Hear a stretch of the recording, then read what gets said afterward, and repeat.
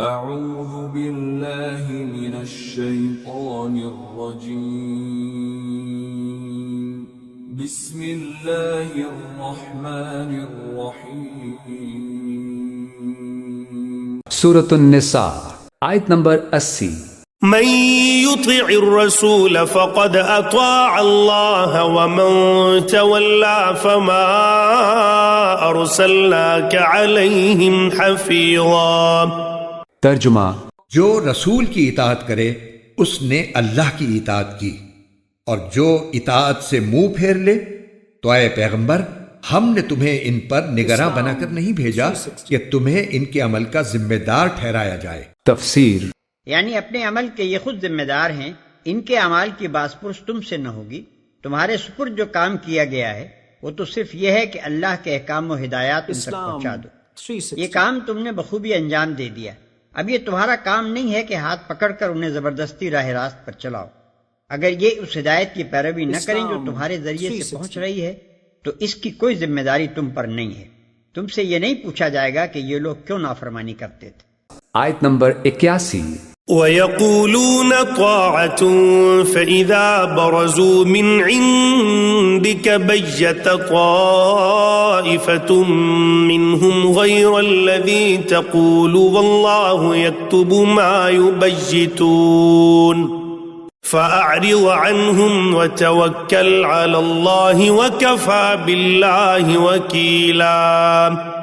ترجمہ: اور یہ منافق لوگ سامنے تو اطاعت کا نام لیتے ہیں، مگر یہ تمہارے پاس سے باہر جاتے ہیں تو ان میں سے ایک گروہ رات کے وقت تمہاری باتوں کے خلاف مشورے کرتا ہے، اور یہ رات کے وقت جو مشورے کرتے ہیں اللہ وہ سب لکھ رہا ہے، لہٰذا تم ان کی پرواہ مت کرو اور اللہ پر بھروسہ رکھو، اور اللہ تمہاری حمایت کے لیے بالکل کافی ہے۔ تفسیر: وَيَقُولُونَ طَاعَةٌ، اور ان منافقوں کا حال یہ ہے کہ آپ کے سامنے جو کہتے ہیں طاعہ، ٹھیک ہے آپ نے جو فرمایا قبول ہے، ہم اس پر عمل کریں گے۔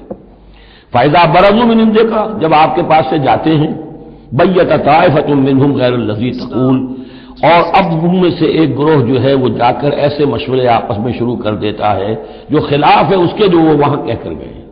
وَاللَّهُ يَكْتُبُ مَا يُبَيِّتُونَ، اور اللہ لکھ رہا ہے، نامہ اعمال ان کا تیار ہو رہا ہے، وہ جو بھی مشورے کرتے ہیں۔ فَأَعْرِضْ عَنْهُمْ، تو اے نبی ان سے اعراض کیجئے، ان کو دفع کیجئے، چشم پوشی کیجئے، یہ کوئی نقصان نہیں پہنچا سکیں گے۔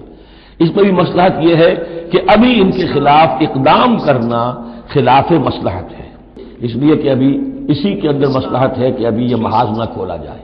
غزوہ تبوک کے بعد پھر حضور نے ان پر گرفت شروع کی، وہ وقت آ گیا کہ اس کے بعد ان کے پردے چاک کر دیے گئے، جو پردے پڑے رہے تھے اب تک وہ پردے اٹھا دیے گئے تھے۔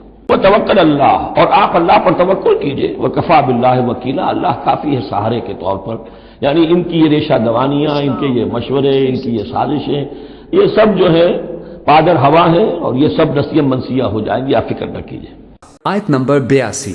افلا يتدبرون القرآن ولو كان من عند غير الله لوجدوا فيه اختلافا كثيرا۔ ترجمہ: کیا یہ لوگ قرآن میں غور و فکر سے کام نہیں لیتے؟ اگر یہ اللہ کے سوا کسی اور کی طرف سے ہوتا تو وہ اس میں بکثرت اختلافات پاتے۔ تفسیر: یوں تو انسان کی کوئی کاوش کمزوریوں سے پاک نہیں ہوتی، لہٰذا انسان کی کتابوں میں تضاد اور اختلافات پائے جاتے ہیں، لیکن اگر کوئی شخص اپنی کسی کتاب کے بارے میں یہ جھوٹا دعویٰ کرے کہ یہ اللہ کی کتاب ہے تو اس میں یقیناً تضادات اور اختلافات ہوں گے۔ جن لوگوں نے پچھلے انبیاء کرام کی کتابوں میں تحریفات کی ہیں، ان کی وجہ سے ان کتابوں میں جو تضادات پیدا ہوئے ہیں وہ اس بات کی واضح دلیل ہے۔ آیت نمبر 83۔ وَإِذَا جَاءَهُمْ أَمْرٌ مِّنَ الْأَمْنِ أَوِ الْخَوْفِ أَذَاعُوا بِهِ وَلَوْ رَدُّوهُ إِلَى الرَّسُولِ وَإِلَى أُولِي الْأَمْرِ مِنْهُمْ لَعَلِمَهُ الَّذِينَ يَسْتَنبِطُونَهُ مِنْهُمْ وَلَوْلَا فَضْلُ اللَّهِ عَلَيْكُمْ وَرَحْمَتُهُ لَاتَّبَعْتُمُ الشَّيْطَانَ إِلَّا قَلِيلًا۔ ترجمہ: اور جب ان کو کوئی بھی خبر پہنچتی ہے، چاہے وہ امن کی ہو یا خوف پیدا کرنے والی، تو یہ لوگ اسے تحقیق کے بغیر پھیلانا شروع کر دیتے ہیں، اور اگر یہ اس خبر کو رسول کے پاس یا اصحاب اختیار کے پاس لے جاتے تو ان میں سے جو لوگ اس کی کھوج نکالنے والے ہیں وہ اس کی حقیقت معلوم کر لیتے۔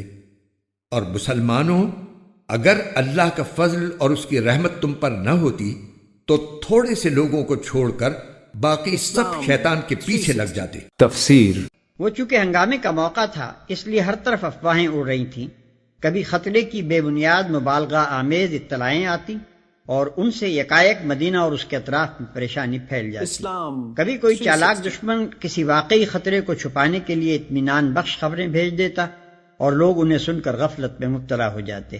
ان افواہوں میں وہ لوگ بڑی دلچسپی لیتے تھے جو محض ہنگامہ پسند تھے، جن کے لیے اسلام اور جاہلیت کا یہ معرکہ کوئی سنجیدہ معاملہ نہ تھا، جنہیں کچھ خبر نہ تھی کہ اس قسم کی غیر ذمہ دارانہ افواہیں پھیلانے کے نتائج کس قدر دور رس ہوتے ہیں۔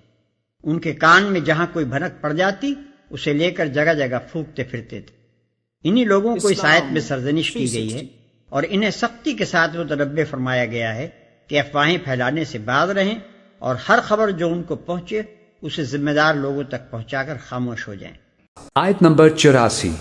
فقاتل في سبيل الله لا تكلف إلا نفسك وحرض المؤمنين عسى الله أن يكف بأس الذين كفروا والله أشد بأسا وأشد تنكيلا۔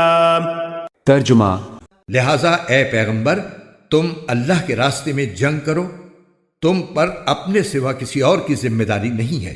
ہاں، مومنوں کو ترغیب دیتے رہو، کچھ بعید نہیں کہ اللہ کافروں کی جنگ کا زور توڑ دے، اور اللہ کا زور سب سے زیادہ زبردست ہے اور اس کی سزا بڑی سخت۔ تفسیر فقاتل فی سبیل اللہ، تو اے نبی آپ تو جنگ کریں اللہ کی راہ میں۔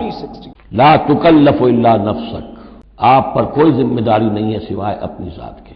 وحرض المؤمنین، اہل ایمان کو جتنا بھی آپ اکسا سکے اکسا، اختیار تو نہیں، یعنی اگر کوئی اور نہیں نکلتا اکیلے نکلیے۔ تو اے نبی آپ کو تو یہ کام کرنا، آپ کا تو فرض منصب ہی ہے، آپ کو ہم نے بھیجا اس لیے۔ حرض المؤمنین، یہ ہے جیسے اکسانا، لوگوں کے جذبات کو جوش میں لانا، ایمان کے اندر ان کے جوش پیدا کرنا۔ عسى الله ان يكف بأس الذين كفروا، ہو سکتا ہے یا امید ہے کہ اللہ تعالیٰ جلد ہی ان کافروں کی قوت کو روک دے، تھام لے۔ اس لیے کہ سن 5 میں، یوں سمجھیے یہ سن 4 میں نازل ہو رہی ہے سورہ نساء، سن 5 میں سورہ احزاب ہے، اور غزوہ احزاب کے بعد کہہ دیا تھا محمد رسول اللہ صلی اللہ علیہ وسلم نے کہ یہ آخری بار تھی کہ قریش ہم پر ہمراہ آور ہوئے۔ اس لیے 6 سال میں اگلے سال آپ نے سفر کیا عمرے کا، صلح حدیبیہ، اور اس کے بعد 7ویں سال میں اللہ تعالیٰ نے فتح خیبر عطا فرما دی، اور 8ویں سال میں مکہ فتح ہو گیا۔ وہ ایک کے بعد دوسری جو تالے ہیں وہ کھلتے چلے گئے۔ واللہ اشد باسا واشد تنکیلا، اور یقیناً اللہ تعالیٰ بہت سخت ہے جنگ میں بھی، قوت میں بھی، اور سزا دینے میں بھی، اور سختی اور عقوبت میں بھی۔ آیت نمبر 85۔ من يشفع شفاعة حسنة يكن له نصيب منها ومن يشفع شفاعة سيئة يكن له كفل منها وكان الله على كل شيء مقيتا۔ ترجمہ جو شخص کوئی اچھی سفارش کرتا ہے اس کو اس میں سے حصہ ملتا ہے، اور جو کوئی بری سفارش کرتا ہے اسے اس برائی میں سے حصہ ملتا ہے، اور اللہ ہر چیز پر نظر رکھنے والا ہے۔ تفسیر پچھلی آیت میں حضرت صلی اللہ علیہ وسلم کو جو حکم دیا گیا تھا کہ آپ مسلمانوں کو جہاد کی ترغیب دیں، اس کے بعد یہ آیت لا کر اشارہ کر دیا گیا کہ آپ کی ترغیب کے نتیجے میں جو لوگ جہاد کریں گے ان کے ثواب میں آپ بھی شریک ہوں گے، کیونکہ جب کوئی شخص اچھی سفارش کے نتیجے میں کوئی نیک کام کرے تو جو ثواب کام کرنے والے کو ملتا ہے اس پر سفارش کرنے والے کو بھی حصہ ملتا ہے۔ اسی طرح اگر بری سفارش کے نتیجے میں کوئی غلط کام ہو جائے تو جتنا گناہ غلط کام کرنے والے کو ملے گا، بری سفارش کرنے والا بھی اسی کے گناہ میں شریک ہوگا۔